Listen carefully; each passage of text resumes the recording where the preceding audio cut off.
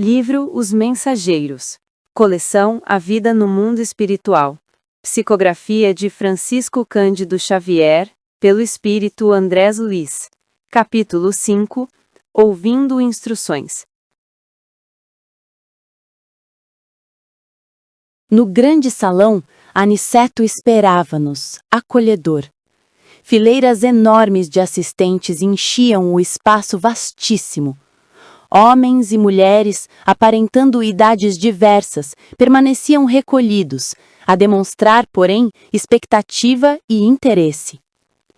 Hoje, explicou o nosso orientador, dirigindo-se a Vicente de maneira particular, teremos a palavra de Telésforo, antigo lidador da comunicação, que pediu a presença de todos os aprendizes do trabalho de intercâmbio entre nós e os irmãos encarnados.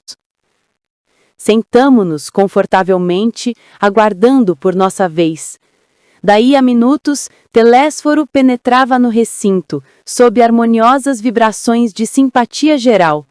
Aniceto e outros instrutores instalaram-se ao lado dele, em torno da mesa nobre, onde se localizava a direção da Assembleia. Após saudar a assistência numerosíssima, formulando votos de paz e incentivando-nos aos testemunhos redentores, Telésforo atingiu o assunto principal que o levara até ali. Comentários. Andrés Luiz, junto com seu companheiro Vicente, é levado por seu orientador, Aniceto, a um vasto salão. O local está repleto de espíritos assistentes, todos aguardando em silêncio e com expectativa. Aniceto explica que eles ouvirão uma palestra de Telésforo, um espírito experiente na área da comunicação com o plano físico. Telésforo chega, é recebido com grande respeito e simpatia e, após uma breve saudação, inicia sua exposição sobre o tema principal, o intercâmbio entre o mundo espiritual e o mundo dos encarnados. Grande salão, espaço vastíssimo, fileiras enormes de assistentes. A descrição do local transmite uma sensação de grandiosidade, organização e importância. Não se trata de uma reunião casual, mas de um evento formal e significativo no plano espiritual. Recolhidos, a demonstrar, porém, expectativa e interesse.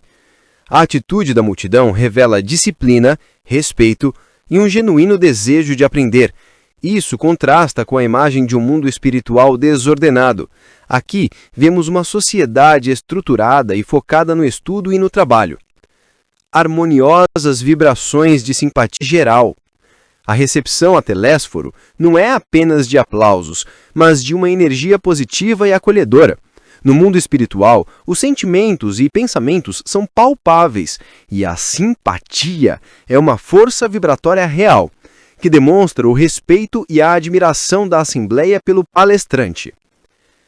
Aniceto, cumprindo seu papel de orientador, porque ele não é o detentor de todo o saber, mas o guia que conduz seus aprendizes, André e Vicente, às fontes de conhecimento.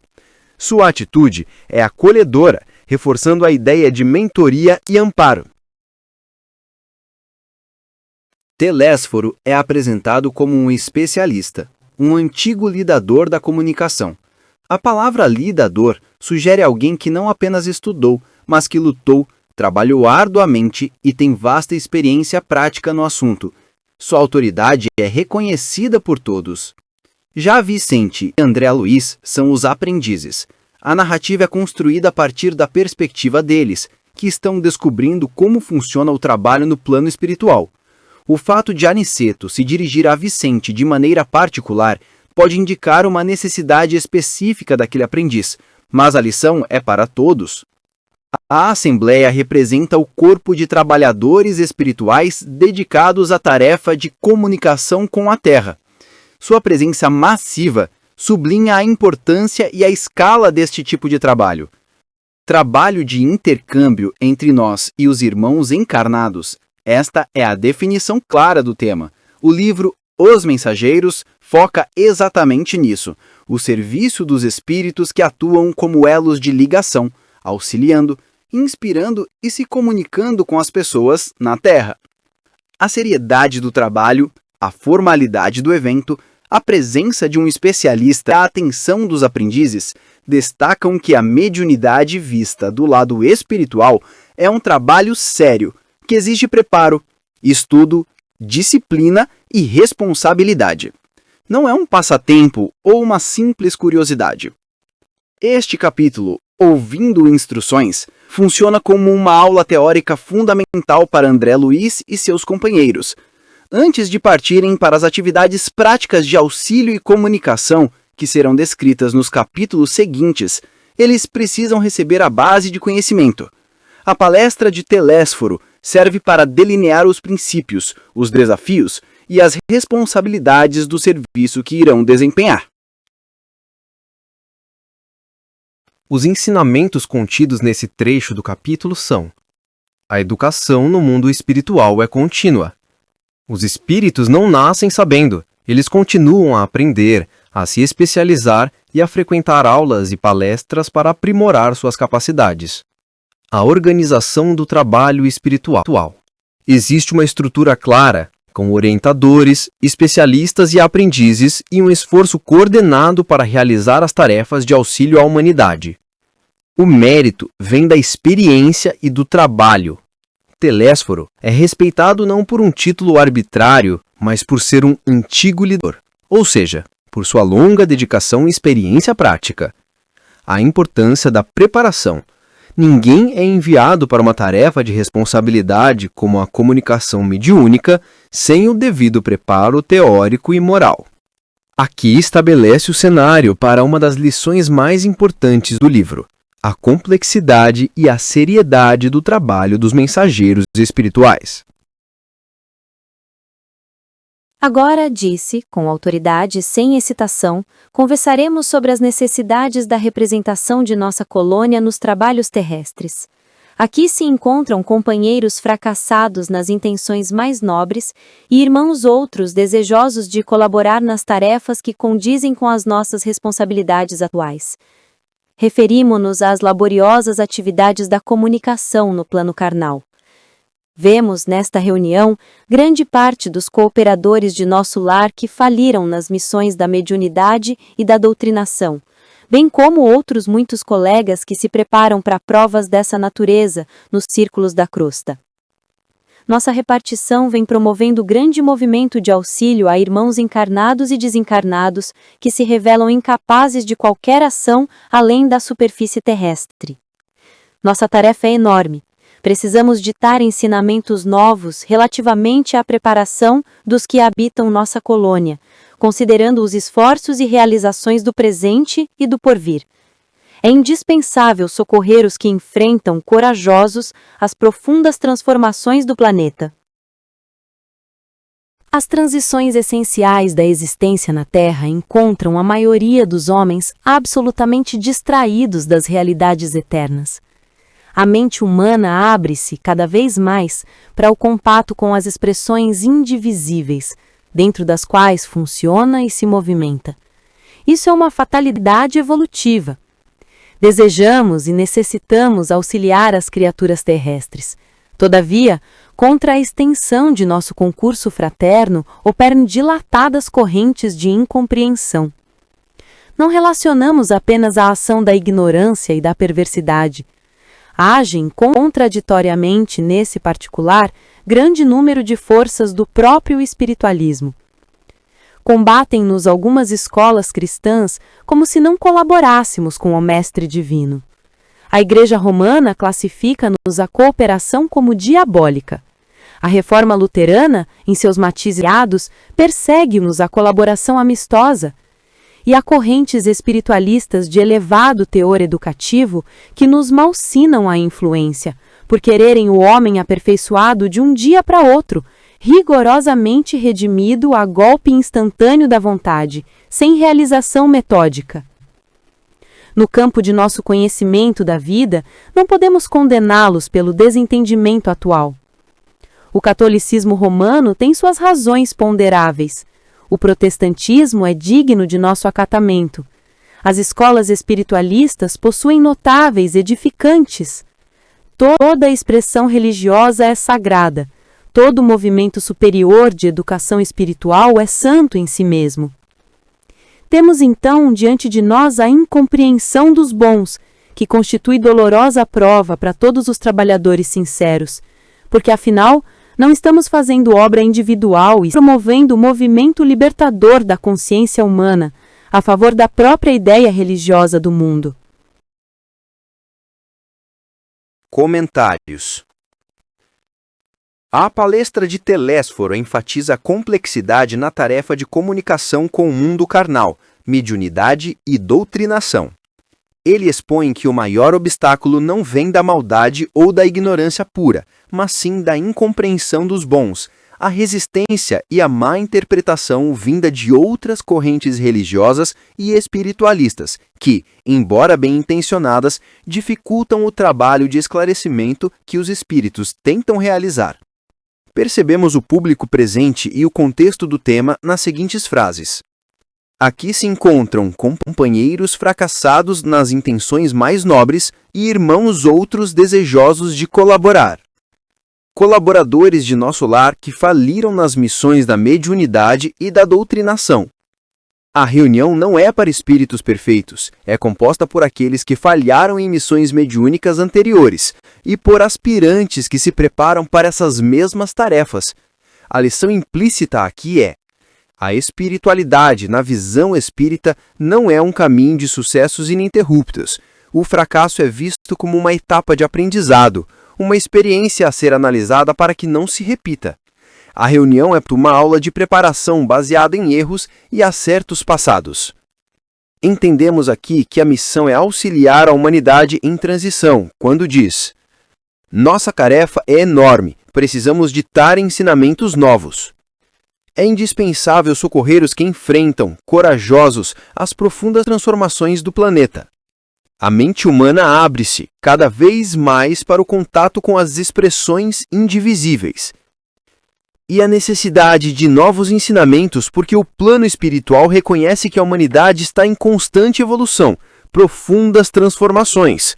Por isso, os ensinamentos espirituais não podem ser estáticos, precisam se adaptar à nova capacidade de compreensão humana. O contato com o mundo espiritual não é uma opção, mas sim uma fatalidade evolutiva. A humanidade, queira ou não, está se tornando mais sensível à realidade extrafísica. A missão dos espíritos é auxiliar para que esse contato seja o mais saudável e esclarecedor possível. Enfatiza que o principal obstáculo é a incompreensão dos bons. Contra a extensão de nosso concurso fraterno operam dilatadas correntes de incompreensão. Não relacionamos apenas a ação da ignorância e da perversidade. Agem contraditoriamente, neste particular, grande número de forças do próprio espiritualismo. Este é o ponto crucial desse trecho do capítulo. A maior dificuldade não é lutar contra o mal declarado, mas sim lidar com a resistência de pessoas e instituições que também buscam o bem, mas por caminhos diferentes e com visões conflitantes. Telésforo detalha as fontes dessa incompreensão. A Igreja Romana, catolicismo, classifica-nos a cooperação como diabólica. Isso reflete a visão doutrinária histórica da Igreja, que condena a comunicação com os mortos como prática necromante e potencialmente demoníaca. A Reforma Luterana, protestantismo, segue-nos a colaboração amistosa.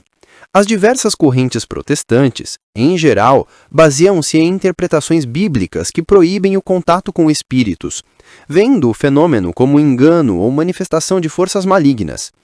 E outras correntes espiritualistas, nos maus sim não há influência por quererem o homem aperfeiçoado de um dia para o outro, rigorosamente redimido a golpe instantâneo da vontade. Este é uma crítica sutil a sistemas de crença que pregam uma iluminação súbita ou uma salvação instantânea pela fé ou por um ato de vontade, contrastando com a visão espírita de evolução metódica, gradual e baseada no esforço contínuo através de múltiplas vidas. Quanto à postura espírita, enfatiza o respeito e a compreensão. No campo de nosso conhecimento da vida, não podemos condená-los. O catolicismo romano tem suas razões ponderáveis. O protestantismo é digno de nosso acatamento. As escolas espiritualistas possuem notáveis edificantes. E toda expressão religiosa é sagrada. Todo movimento superior de educação espiritual é santo em si mesmo. Esta é uma demonstração da filosofia espírita de universalismo e respeito interreligioso. Telésforo não ataca ou condena outras religiões. Pelo contrário, ele valida suas razões, reconhecendo que suas posições são ponderáveis, têm peso, lógica interna. Demonstra respeito afirmando que são dignas de acatamento e reconhece seu valor quando diz que possuem notáveis edificantes. O problema não está nas religiões em si, mas na barreira que a incompreensão mútua cria, impedindo uma colaboração mais ampla em favor da humanidade. O objetivo final é um movimento libertador. Não estamos fazendo obra individual, e sim promovendo um movimento libertador da consciência humana a favor da própria ideia religiosa do mundo. O objetivo final do trabalho mediúnico, segundo o instrutor, não é converter todos ao espiritismo, é algo muito maior. Libertar a consciência. Ajudar os seres humanos a se libertarem de dogmas, medos e materialismo, expandindo sua compreensão sobre a vida, a morte e o propósito da existência. A favor da ideia religiosa. O Espiritismo se vê como um colaborador para fortalecer a fé raciocinada e a espiritualidade no mundo, enriquecendo o sentimento religioso global, e não como um competidor que visa destruir outras crenças. Este trecho é uma profunda lição de estratégia espiritual, tolerância e realismo. Ele ensina que o trabalho de esclarecimento enfrenta seus maiores desafios não nas trevas da ignorância, mas no crepúsculo da incompreensão entre aqueles que, de diferentes maneiras, buscam a mesma luz. A orientação de Aniceto é clara. É preciso compreender, respeitar e seguir trabalhando com paciência, pois a meta é universal e beneficia a todos. Sacerdotes e intérpretes dos núcleos organizados da religião e da filosofia não percebem ainda que o espírito da revelação é progressivo, como a alma do homem. As concepções religiosas se elevam com a mente da criatura. Muitas igrejas não compreendem, por enquanto, que não devemos espalhar a crença nos tormentos eternos para os desventurados, e sim a certeza de que há homens infernais criando infernos para si mesmos. Não podemos, porém, perder tempo no exame da teimosia alheia. Temos serviços complexos e dilatados, e, como dizíamos, a humanidade terrena aproxima-se dia a dia da esfera de vibrações dos invisíveis de condição inferior, que a rodeia em todos os sentidos. Mas, segundo reconhecemos, esmagadora percentagem de habitantes da Terra não se preparou para os atuais acontecimentos evolutivos. E os mais angustiosos conflitos se verificam no sendeiro humano. A ciência progride vertiginosamente no planeta, e, no entanto, à medida que se suprimem sofrimentos do corpo, multiplicam-se aflições das almas. Os jornais do mundo estão cheios de notícias maravilhosas quanto ao progresso material. Segredos sublimes da natureza são surpreendidos nos domínios do mar, da terra e do ar. Mas a estatística dos crimes humanos é espantosa. Os assassínios da guerra apresentam requintes de perversidade muito além dos que foram conhecidos em épocas anteriores. Os homicídios, os suicídios, as tragédias conjugais, os desastres do sentimento, as greves, os impulsos revolucionários da indisciplina, a sede de experimentação inferior, a inquietação sexual, as moléstias desconhecidas, a loucura, invadem os lares humanos. Não existe em país algum preparo espiritual bastante para o conforto físico. Entretanto, esse conforto tende a aumentar naturalmente. O homem dominará cada vez mais a paisagem exterior que lhe constitui moradia, embora não se conheça a si mesmo. Atendido, porém, o corpo, revelará as necessidades de cima. Agora a criatura terrestre assoberbada de problemas graves, não só pelas deficiências de si própria, senão também pela espontânea aproximação psíquica com a esfera vibratória de milhões de desencarnados que se agarram à crosta planetária, sequiosos de renovar a existência que menosprezaram, sem maior consideração aos desígnios do Eterno. A rigor, Também nós compreendemos que os serviços da comunicação no mundo deveriam realizar-se apenas no plano da inspiração divina para os círculos terrenos, do superior ou inferior. Mas como agir diante de milhões de enfermos e criminosos nas zonas visíveis e invisíveis da experiência humana? Pelo simples culto externo, como pretende a Igreja de Roma? Pelo ato de fé exclusivamente, como espera a Reforma Protestante? Por mera afirmação da vontade, conforme pontificam certas escolas espiritualistas? Não podemos, no entanto, circunscrever apreciações na visão unilateral dos problemas. Concordamos que a reverência ao Pai, a fé e a vontade são expressões básicas da realização divina no homem, mas não podemos esquecer que o trabalho é necessidade fundamental de cada espírito. Que outros irmãos nossos perseverem tão somente nas especulações teológicas, encaremos, porém, os serviços do Senhor como se faz indispensável. A humanidade terrena, atualmente, é como um grande organismo coletivo, cujas células, que são as personalidades humanas, se envolvem no desequilíbrio entre si em processo geral de reajustamento e redenção. Quantos cooperam conosco veem a extensão em que se debate a mente humana. Criminosos agarram-se a criminosos, doentes associam-se a doentes. Precisemos oferecer no mundo os instrumentos adequados às retificações e ações espirituais, habilitando nossos irmãos encarnados a um maior entendimento do Espírito do Cristo. Para consegui-lo, todavia, necessitamos de colaboradores fiéis, que não cogitem de condições, compensações e discussões, mas que se interessem pela sublimidade do sacrifício e de renunciação com o Senhor. Comentários. Esse trecho nos entrega um diagnóstico profundo sobre o estado espiritual da humanidade e um chamado à ação para os trabalhadores espirituais. O texto é uma preleção que define o problema a ser enfrentado e a atitude necessária para a tarefa. Podemos dividir esse trecho da mensagem em 4 partes principais. 1. A crítica às religiões e a ideia de revelação progressiva, quando diz: sacerdotes e intérpretes dos núcleos organizados da religião e da filosofia não percebem ainda que o espírito da revelação é progressivo, como a alma do homem.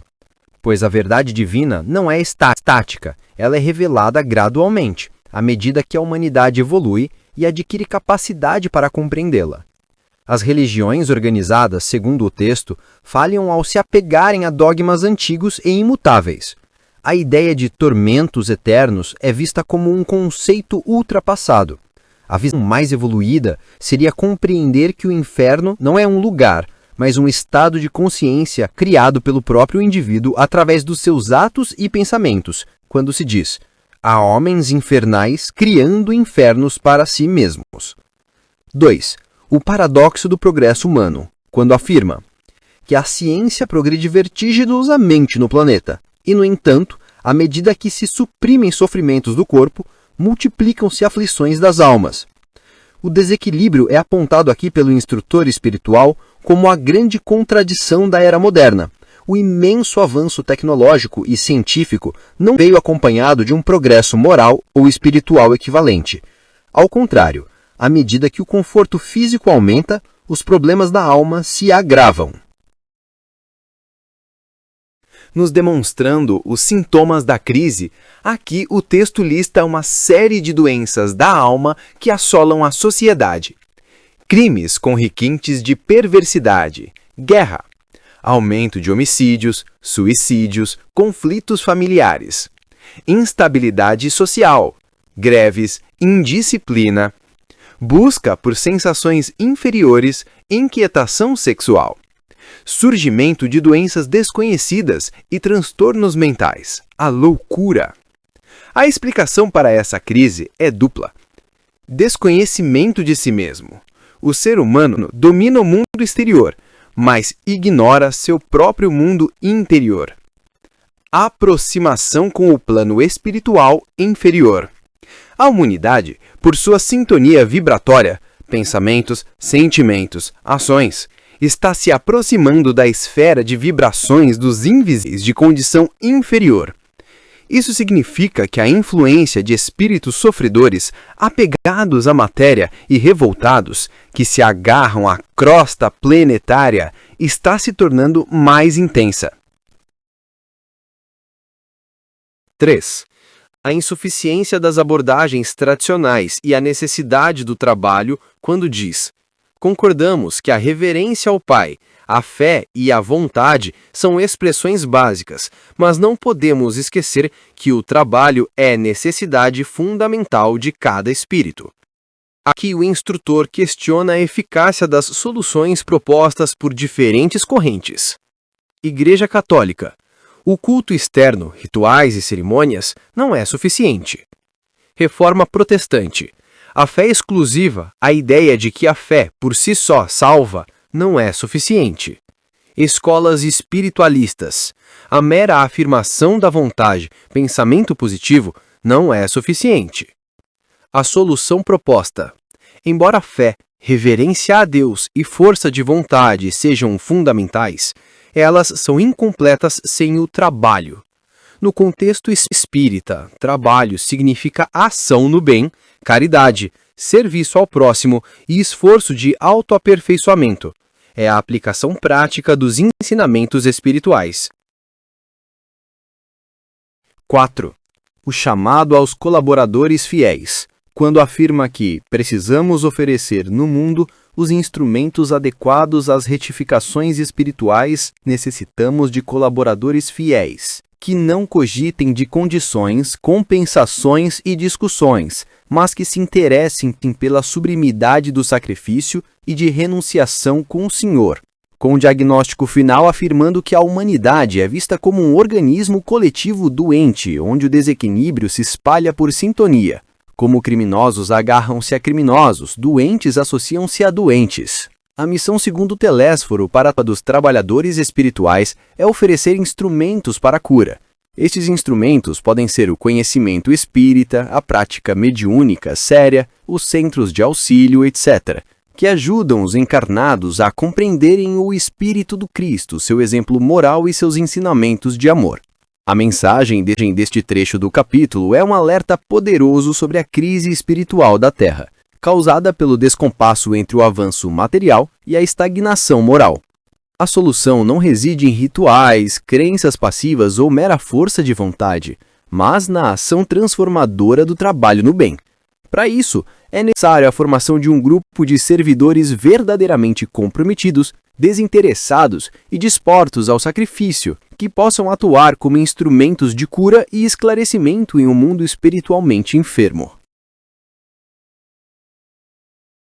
A essa altura, Telésforo interrompeu a lição em curso e, fixando o olhar percussiente na assembleia, tornou em voz mais alta: quem não deseje servir, procure outros gêneros de tarefa.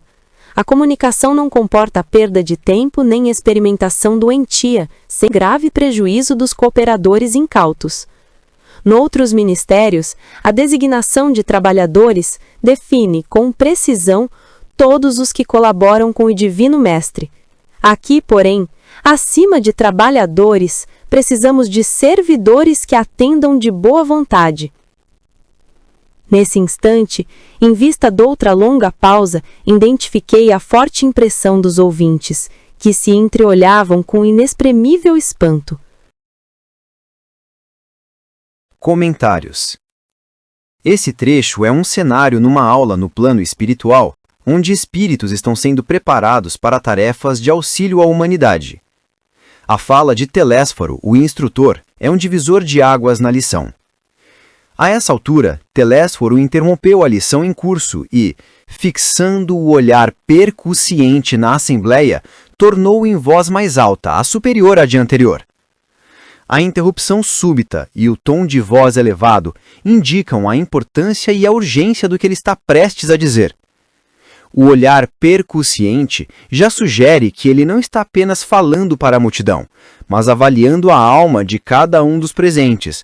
Ele quer que a mensagem seja sentida, não apenas ouvida. Enfatizando o primeiro requisito, o desejo de servir, quando afirma: quem não deseje servir, procure outros gêneros de tarefa. Esta é a primeira e mais fundamental peneira.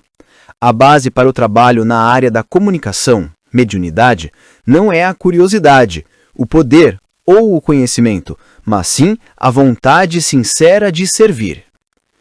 Telésforo estabelece que a motivação interior é o critério principal. Se a intenção não for pura, o candidato deve se retirar por conta própria. Afirma que a natureza da tarefa é de seriedade e risco, quando fala que a comunicação não comporta perda de tempo nem experimentação doentia, sem grave prejuízo dos cooperadores incautos. Assim ele define a natureza do trabalho e os perigos envolvidos.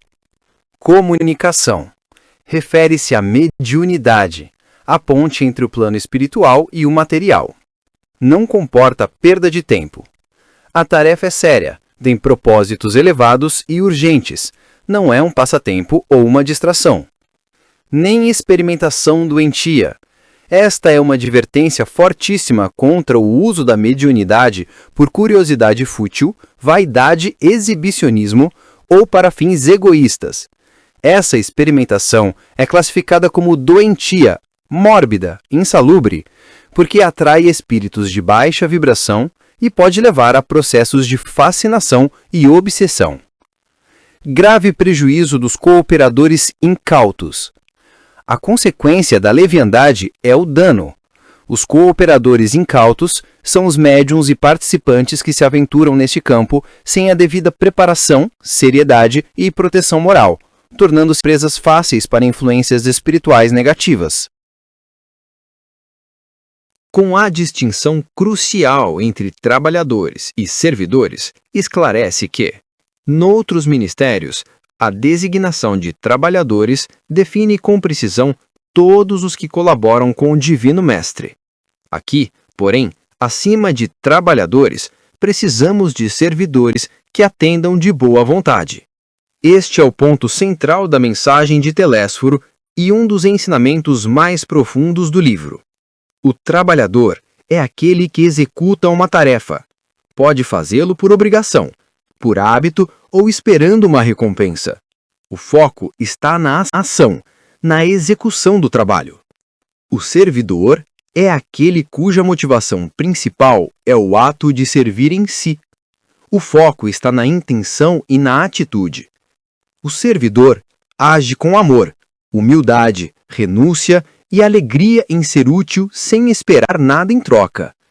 A boa vontade aqui não é apenas disposição, mas uma vontade alinhada ao bem, ao propósito divino. Para a tarefa da comunicação, que lida diretamente com as almas e suas dores, um mero trabalhador não é suficiente. É preciso ser um servidor, pois a energia do amor, da compaixão e da humildade é o que garante a sintonia com os planos superiores e a proteção necessária para um intercâmbio seguro e verdadeiramente benéfico. A reação dos espíritos presentes revela o peso das palavras de Telésforo. O inexprimível espanto mostra que eles compreenderam a imensa responsabilidade que a tarefa exige. Muitos, talvez, estivessem ali com motivações mistas ou com uma visão superficial do trabalho. A fala do instrutor os forçou a um profundo autoexame, gerando um silêncio chocado e reflexivo. Analisando o capítulo 5, ouvindo instruções. Este capítulo é uma peça fundamental para entender a seriedade e a complexidade do trabalho de intercâmbio mediúnico na perspectiva espiritual. André Luiz e seus companheiros são levados a um grande salão em nosso lar para ouvir uma palestra de Telésforo, uma autoridade no assunto da comunicação, mediunidade. A palestra é direcionada a todos os envolvidos no intercâmbio com o plano terrestre, tanto os que falharam em missões anteriores, quanto os que se preparam para elas. Telésforo expõe a gravidade da tarefa, os desafios enfrentados, incluindo a incompreensão de outras religiões, o estado espiritual caótico da humanidade e, finalmente, faz um chamado rigoroso, distinguindo a necessidade de servidores dedicados em vez de meros trabalhadores. Aniceto, um mentor e guia, que introduz a importância do evento e do palestrante. Telésforo é a figura central do capítulo. É um instrutor experiente e de grande autoridade moral. Sua fala é direta, séria e desprovida de sentimentalismo. Ele é o portador da mensagem principal.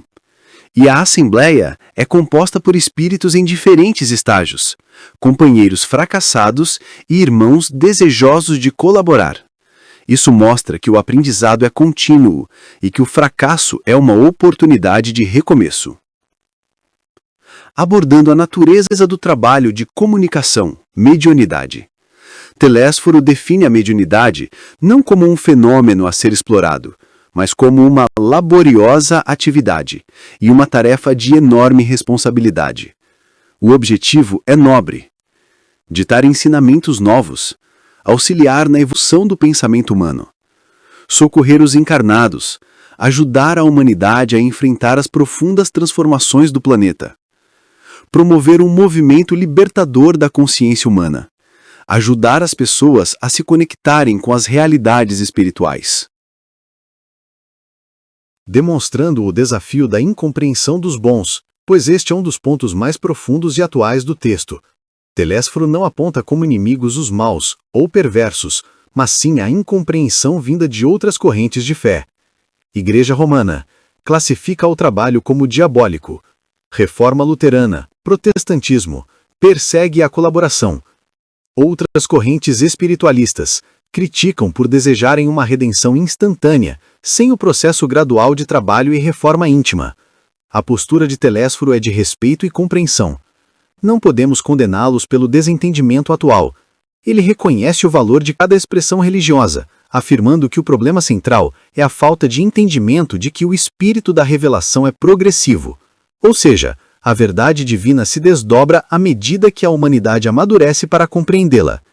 Telésforo pinta um quadro paradoxal e sombrio da Terra. Progresso material versus decadência moral. À medida que se suprimem sofrimentos do corpo, multiplicam-se aflições das almas.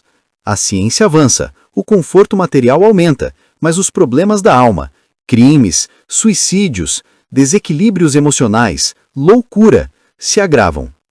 Aproximação psíquica inconsciente. A humanidade se aproxima vibratoriamente das esferas espirituais mais densas, invisíveis de condição inferior, sem estar preparada para isso. Essa aproximação espontânea, sem preparo moral, é a causa de muitos conflitos e desequilíbrios, pois espíritos doentes e desequilibrados se associam a encarnados com as mesmas sintonias. Telésforo questiona as abordagens simplistas para resolver os problemas da alma. Apenas o culto externo, como na visão atribuída ao catolicismo? Apenas o ato de fé, como na visão atribuída ao protestantismo? Apenas a afirmação da vontade, como em certas escolas de pensamento positivo? Ele argumenta, embora a reverência, a fé e a vontade sejam fundamentais, elas são incompletas sem o trabalho ativo e o serviço ao próximo. O chamado final expõe a diferença entre trabalhador e servidor. Este é o clímax da palestra e o que causa inexprimível espanto na plateia. Trabalhador. Alguém que colabora, cumpre uma função, talvez esperando reconhecimento, condições específicas ou um resultado definido. Servidor. Alguém que se entrega incondicionalmente à causa. Que não cogitem de condições, compensações e discussões, mas que se interessem pela sublimidade do sacrifício e de renunciação com o Senhor. A comunicação, por ser um campo de batalha espiritual delicado e perigoso, não comporta amadorismo, curiosidade ou interesses pessoais. Exige abnegação total. A frase, quem não deseja servir, procure outros gêneros de tarefa, é um filtro rigoroso que define o nível de comprometimento necessário para essa missão específica. Para nossa análise e reflexão. 1. A seriedade da mediunidade. O capítulo desmistifica qualquer ideia de mediunidade como um dom para exibição ou benefício próprio. É uma ferramenta de serviço com graves responsabilidades. 2. Respeito interreligioso. A obra demonstra uma visão ecumênica, respeitando as outras religiões, mas apontando a necessidade de uma compreensão mais ampla e progressiva da espiritualidade. 3. A verdadeira causa do sofrimento moderno. O texto sugere que a raiz de muitas das doenças da alma atuais, ansiedade, depressão, violência, está no descompasso entre o avanço material e a estagnação espiritual, agravado pela influência de espíritos sofredores. 4. Ação acima de tudo. Fé e conhecimento são importantes, mas o verdadeiro progresso espiritual vem do trabalho desinteressado em favor do próximo. 5. O custo do serviço. O verdadeiro serviço espiritual exige renúncia e sacrifício, uma entrega que vai além de um simples trabalho. É um convite à santificação pelo amor ativo. Este capítulo é um poderoso chamado à responsabilidade e à seriedade para todos que se interessam pela espiritualidade, mostrando que o caminho do serviço é exigente, mas é o único caminho para a verdadeira redenção e auxílio efetivo à humanidade. É uma lição fundamental sobre a ética e a responsabilidade no trabalho espiritual, especialmente na mediunidade. Ele nos ensina que, em certas tarefas, a qualidade da intenção era a própria habilidade técnica. O caminho do intercâmbio com o mundo espiritual exige mais do que dons, exige um coração puro, uma mente disciplinada e, acima de tudo, uma alma devotada ao serviço desinteressado. Se gostou, inscreva-se no nosso canal, dê um like e compartilhe esse vídeo para ajudar nosso canal a crescer e divulgar a doutrina dos espíritos.